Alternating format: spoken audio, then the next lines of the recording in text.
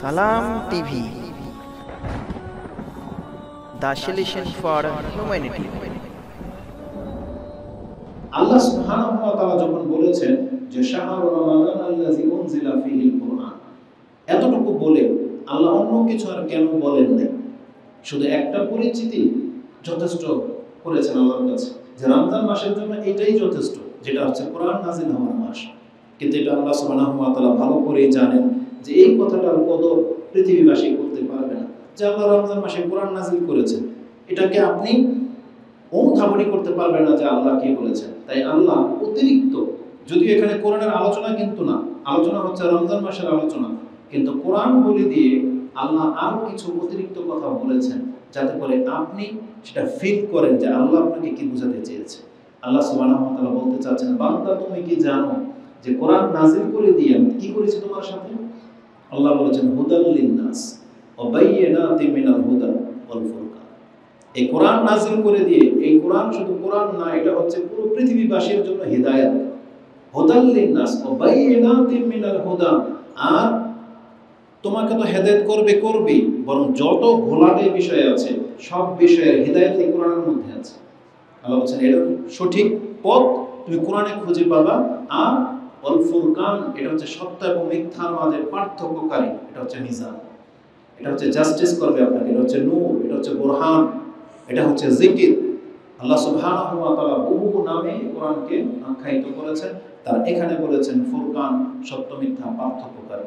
আর এটা, এই হিকমা বা এই মিজান, এই জাস্টিস করার ক্ষমতা, এটা আল্লাহ আমাদেরকে রমজান মাসে দিয়েছে, যাতে করে আমরা এটাকে কদর করি। এই জন্য আল্লাহ কথাটাকে আমাদেরকে বলেছেন যে তুমি কোরআনকে মূল্যায়ন করো আর তুমি রমজান মাসকে মূল্যায়ন করো, কারণ এই মাসে তোমাকে হেদায়েত করে দেওয়া হয়েছে। আল্লাহ সুবহানাহু ওয়া তাআলা বলেন এই কোরআন এটা এমন একটা হিদায়াত, এটার সাথে আমাদের কি আচরণ করতে হবে।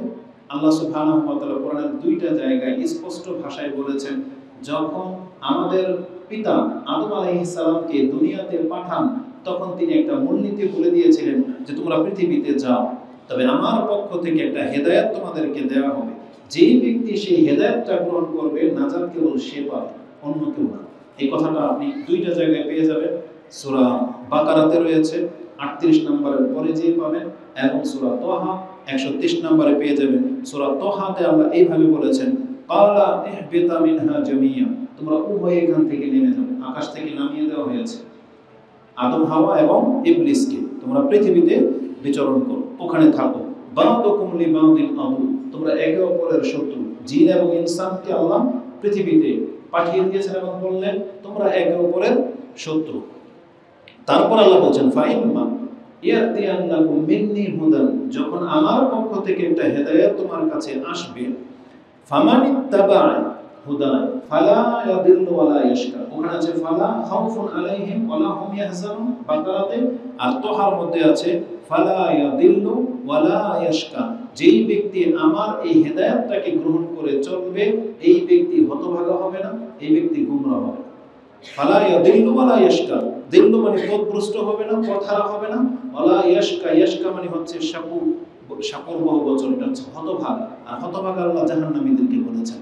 তার মানে যেই ব্যক্তি আল্লাহর নাযিলকৃত হেদায়েতটাকে গ্রহণ করে চলবে এই ব্যক্তি কোনোদিন গোমরাহ হবে না, আর এই ব্যক্তি কোনোদিন জাহান্নামীও হবে না। এটা হচ্ছে সেই কোরআন যেটা আল্লাহ সুবহানাহু ওয়া তাআলা আমাদেরকে দিয়েছেন। আল্লাহ সুবহানাহু ওয়া তাআলা এটাকে হাবল বলেছেন। হাবল মানে রশি। এটা কখন কে কাকে দেয়? যখন একটা ব্যক্তি চোরাবালিতে পড়ে গেছে, গর্তে পড়ে গেছে, আর আপনি সেখানে নামবেন না, ওকে টেনে তুলতে হবে, আগুনে পড়ে গেছে, তখন আপনি উপর থেকে কিছু তাকে লটকিয়ে দিলেন যে এটা ধরো, এটা ধরলেই না যাবে, এটা ধরো, তোমাকে টেনে তোলা হবে। এই কোরআনটাকে আল্লাহ সুবহানাহু ওয়া তাআলা হাবলুল্লাহিল মাতিন বলেছেন। এটা হচ্ছে আল্লাহর সুদৃঢ় একটা রশি, এটা একটা সুদৃঢ় হাতল। এটাকে যে ব্যক্তি ধরে থাকবে সে কোনোদিন গোমরাহ হবে না, সে কোনোদিন জাহান্নামে পতিত হবে না। আল্লাহ তাকে উপর দিকে টেনে নিয়ে যাবেন, তুলে নিয়ে যাবেন। আর পুরো পৃথিবী রসাতলে রয়েছে, পুরো পৃথিবী।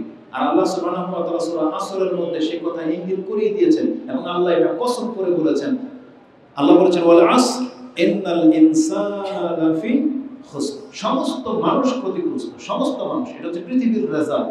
এবং আল্লাহ সুবহানাহু ওয়া তাআলা সূরা মারইয়ামের মধ্যে উল্লেখ করেছেন 19 নম্বর সূরা 70-71 নম্বর আয়াত দেখেন। আল্লাহ বলেছেন ওয়া ইম মিনকুম ইল্লা ওয়ারিদুহা কানা আলা রাব্বিকা হাতমান মাকদিয়া, তোমাদের মধ্যে এমন কেউ নাই যাকে আমি জাহান্নামের উপরে জমা না করব। তার মানে সমস্ত মানুষকে আল্লাহ জাহান্নামের উপরে জমা করবে। এটা আল্লাহ বলছেন কানা আলা রাব্বিকা হাতমান মাকদিয়া, এটা হচ্ছে অমোঘ ফয়সালা, আল্লাহ চূড়ান্ত ফয়সালা, এটা হবেই হবে, এটা সবার সাথে ঘটবে। এমনকি যাদেরকে জান্নাতের সুসংবাদ দেওয়া হয়েছে তাদেরকে পর্যন্ত জাহান্নামের কিনারায় দাঁড় করানো হবে। উম্মে সালামা হাফসা রাদিয়াল্লাহু তাআলা আনহার ঘরে একদিন রাসূল সাল্লাল্লাহু আলাইহি ওয়াসাল্লাম বলেছিলেন লা ইয়াদখুলুন নার মান শাহিদা বদরা ওয়াল হুদাইবিয়া, যারা বদরের যুদ্ধে এবং হুদাইবিয়ার সন্ধিতে আমার সাথে অংশ নিয়েছিল তাদের কোনো একজনও জাহান্নামে যাবে না। এটা রাসূল ফয়সালা করে দিয়েছেন যে তারা সবাই জান্নাতি। হাফসা রাদিয়াল্লাহু তাআলা তিনি বললেন আলাইসাল্লাহু ইয়াকুল, আল্লাহ কি বলে নাই কোরআনে ওয়া ইম মিনকুম ইল্লা ওয়ারিদুহা, তোমাদের কোনো ব্যক্তিকে আমি জাহান্নামের কিনারায় জমা না করা পর্যন্ত ছাড়বো না। তখন রাসূল বললেন ফামা, তা নয় তো কি। তারপর আল্লাহ কি বলেছেন সুম্মা নুনাজ্জিল্লাযিনা তাকাও, আল্লাহ জমা তো করবে কিন্তু তারপরে সেখান থেকে মুত্তাকিদেরকে আল্লাহ মুক্ত করে দেবে। অতএব পুরো পৃথিবী জাহান্নামের উপরে আছে, জেনে নেন। আল্লাহ এই কথাটাই বলেছেন তোমরা সবাই গোমরাহ, সবাই পথভ্রষ্ট। মুসলিমের একটা হাদিসে আপনি পেয়ে যাবেন, যেটা কিতাবুল বিররি ওয়াস সিলা 46 নম্বর অধ্যায় রয়েছে, জুলুম হারাম 15 নম্বর পর্বে হাদিস হচ্ছে, তাতে রাসূল আল্লাহ সুবহানাহু ওয়া তাআলা বলেন ইয়া ইবাদি কুল্লুকুম দাল্লুন ইল্লা মান হাদাইতুহু ফাস্তাহদুনি আহাদিকুম, তোমরা সবাই গোমরাহ, তুমি আমার কাছে হেদায়েত কামনা করো, যারা আমার কাছে হেদায়েত কামনা করবে আমি তাকে হেদায়েত দান করব। তার মানে পুরো পৃথিবী হচ্ছে অভাবী, পুরো পৃথিবী উলঙ্গ, পুরো পৃথিবী হচ্ছে গোমরাহ। আল্লাহ বলছেন একমাত্র আমি যাকে দান করব সে ছাড়া। এজন্য তোমরা আমার কাছে ফাস্তাহদুনি, আমার কাছে হেদায়েত কামনা করো, আহাদিকুম, আমি তোমাদেরকে হেদায়েত করে দেব। তো আল্লাহ সুবহানাহু ওয়া তাআলা কোরআন নাযিল করেছেন উপর থেকে, আর এটাকে হাবলুল্লাহ বলা হয়েছে।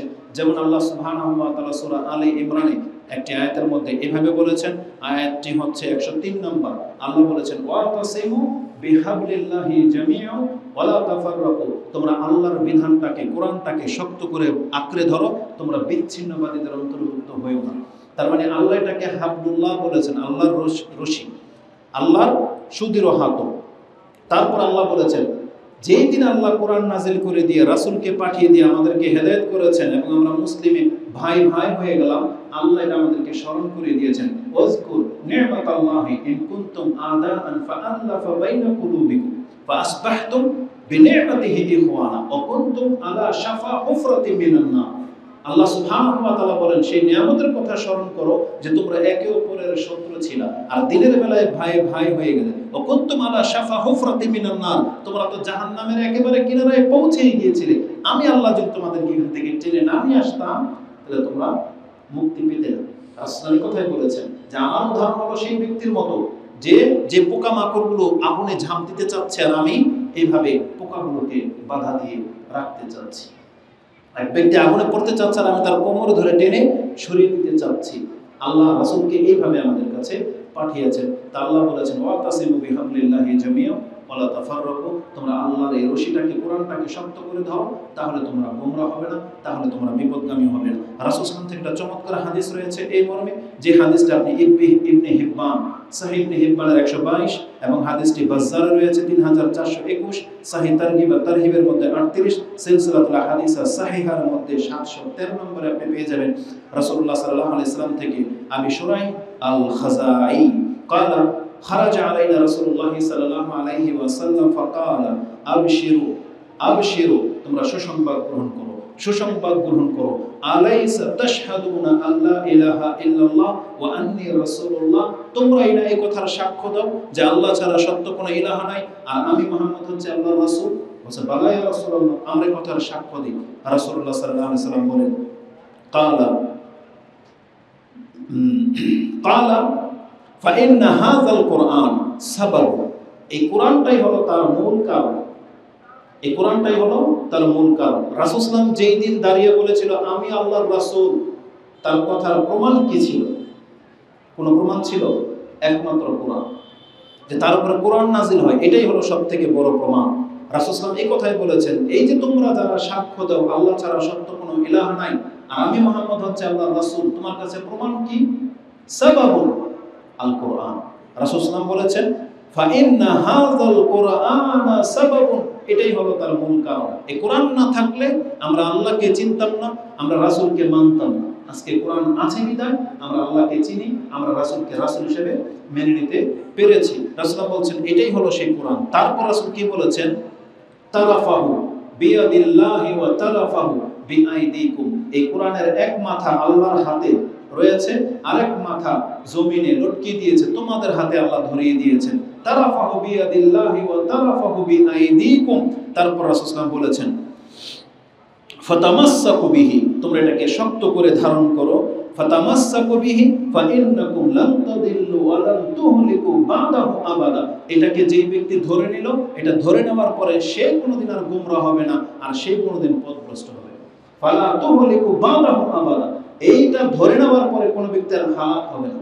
তার মানে যার জীবন কোরআন, যার আকীদা হচ্ছে কোরআন, যার আমল হচ্ছে কোরআন, যার সঙ্গী হচ্ছে কোরআন, এই ব্যক্তি কোনোদিন গোমরা হতে পারে না।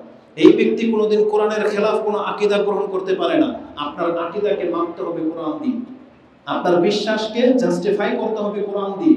কোরআনের খেলাফ যদি আপনি যান, আপনাকে তওবা করে ফিরে আসতে হবে। কোরআন বলেছে আল্লাহ ছাড়া কেউ গায়েব জানে না। আপনি যদি মনে করেন রাসূল গায়েব জানে, তাহলে আপনি হচ্ছেন পথভ্রষ্ট। কোরআন আল্লাহ সুবহানাহু ওয়া তাআলা যার পক্ষের জন্য নাযিল করেছেন, আপনি যদি কোরআন ছেড়ে দিয়ে মন্ত্রতন্ত্রের দিকে ঝোঁকেন, আপনি হলেন কোরআনকে প্রত্যাখ্যানকারী। কোরআন আল্লাহ সুবহানাহু ওয়া তাআলা আমাদেরকে সঠিক রাস্তা দেখায়। ওয়ান্না হাযা সিরাতি মুস্তাকিমান ফাত্তাবিউহু ওয়া লা তাত্তাবিউ সুবুলা ফাতাফাররাকা বিকুম আন সাবিলি। আল্লাহ রাসূল সাল্লাল্লাহু আলাইহি সাল্লামকে আল্লাহ এই আয়াত নাযিল করে দিয়ে জানিয়ে দিয়েছেন, আপনি জানিয়ে দেন এটা সরল রাস্তা, এটাই একমাত্র পথ আমার কাছে আসার। আর যতগুলো সবল রয়েছে এগুলো সব তোমাকে এই রাস্তা থেকে সরিয়ে দিবে, যেটা আপনি সূরা আনআম 6 নম্বর সূরা 153 নম্বর আয়াতে পেয়ে যাবেন। তো আল্লাহ সুবহানাহু ওয়া তাআলা রাসূল সাল্লাল্লাহু আলাইহি সাল্লামকে আমাদেরকে জানিয়েছেন যে এই কোরআনটা হচ্ছে আল্লাহ সুবহানাহু ওয়া তাআলার লটকে দেওয়া রশি, এটাকে যে ধরে থাকবে ফাতামাসসাকু বিহি, আল্লাহ বলেছেন, রাসূল বলেছেন এটা তোমরা শক্ত করে ধারণ করো। কিন্তু আজকে আমরা জানি, আমি আমাদের ব্যক্তিগত জীবন থেকে আপনাদেরকে বলি, আমরা প্রতিনিয়ত কোরআন হাদিস তো চর্চা করি, স্টাডি করতেছি, তারপরেও ইসলামের উপরে টিকে থাকা আমাদের কাছে কঠিন মনে হচ্ছে।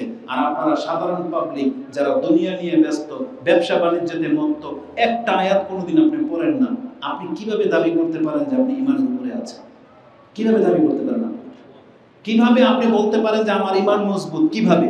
অথচ আপনি কথা বলতে গেলে মিথ্যা বলেন, ব্যবসা কেনার মধ্যে গিয়ে ধোঁকামি করেন, তারপরে বলেন আপনি সৎ, আপনি হক। আপনি নামাজ ছেড়ে দিচ্ছেন, দাড়ি রাখেন না, পর্দা করেন না, আপনার টাকার উপরে প্যান্ট তোলেন না, এত অপরাধের মধ্যে বেঁচে থাইকেও আপনাকে নিজেকে জান্নাতি মনে হয়। কিভাবে এটা সম্ভব? অথচ আল্লাহ সুবহানাহু ওয়া তাআলা আমাদেরকে বলেছেন, যেই ব্যক্তি আমার ফামানিত্তাবা হুদায়া, যেই ব্যক্তি আমার এই হিদায়াত তার অনুসরণ করবে, ফালা ইয়াদিল্লু ওয়া লা ইয়াশকা, তার কোনো ভয় নাই, সেই ব্যক্তি গোমরা হবে না, সেই ব্যক্তি হতভাগা হবে না। কিন্তু আপনি অনুসরণই করেন না। যারা বলেন যে আমি সঠিক পথের উপরে আছি, আপনি জেনে নেন যে ব্যক্তি আল্লাহর ইবাদত করেন না, আপনি সঠিক পথের উপরেই নেই। কারণ আল্লাহ সুবহানাহু ওয়া তাআলা বলেছেন আনি'বুদুনি হাযা সিরাতুম মুস্তাকিম, সূরা ইয়াসিন 34 নম্বর সূরার 61 নম্বর আয়াতে আপনি পেয়ে যাবেন। আল্লাহ বলেছেন আমার ইবাদত করো, এটাই হলো সঠিক পথ। তো যারা ইবাদতই করেন না, আপনি কি করে দাবি করতে পারেন যে আপনি সঠিক পথের উপরে আছেন? এজন্য আল্লাহ সুবহানাহু ওয়া তাআলার ইবাদতের দিকে ফিরে আসতে হবে। খুব দ্রুত আমাকে কথাগুলো যে বলতে হবে। আল্লাহ সুবহানাহু ওয়া তাআলা এই রমজান মাসে কোরআন নাযিল করে দিয়েছেন আমাদেরকে হেদায়েত করার জন্য।